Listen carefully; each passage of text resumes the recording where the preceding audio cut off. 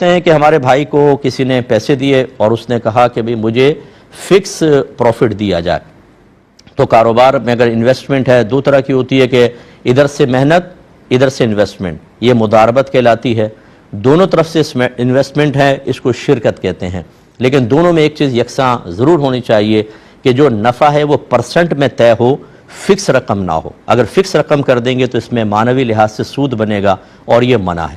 تو اس شخص نے پہلے یہی کہا، پھر اس نے کہا کہ نہیں بھی ہم نے سنا ہے کہ فکس کرنے میں تو منع ہوگا، تم ایسا کرو کہ ہماری کوئی چیز خرید لو. مثال کے طور پر وہ چاہتا ہے کہ ہر مہینے مجھے اس کاروبار سے 1,00,000 روپے فکس پروفٹ ہو.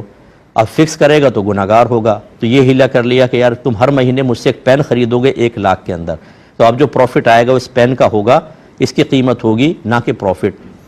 دیکھیں اچھی طرح یاد رکھیں یہ منع ہوگا، ہم اس کو بالکل منع کریں گے.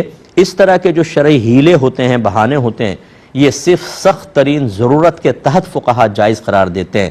نہ یہ کہ نفع کمانے کے لیے، منفعت کے لیے، اپنا مال بڑھانے کے لیے اس طرح کے ہیلوں کی طرف آنا، یہ بالکل شرعاً جائز نہیں ہوتا.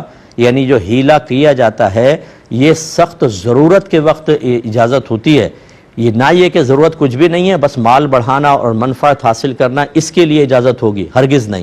تو لہذا اس طرح کی شرعی ہیلے بالکل جائز نہیں ہوں گے. پرسنٹ میں طے کریں. یہ چاہتے ہیں کہ ہمیں کوئی نقصان کا پہلو نکلے ہی نہیں، ہمیں ہر سال پین کے بدلے میں 1,00,000 ملتا رہے اور پروفٹ میں سے تھوڑا بہت چاہے وہ کچھ بھی پرسنٹ دے دینا، 1%، 2%. تو اس طریقے سے ان کو تو مل رہا ہے، جو بیچارہ کاروبار کر رہا ہے اس کو ہو سکتا ہے 1,00,000 نفع ہی نہ ہو، تو پھر وہ ان کے پین کی قیمت 1,00,000 ہر مہینہ دے کر وہ نقصان کا شکار ہو جائے. یہ کہلاتا ہے ہوشیار پن، سیانہ پن کہتے ہیں اس کو، ڈیڑھ ہوشیاری کہتے ہیں سطحی الفاظ کے اندر.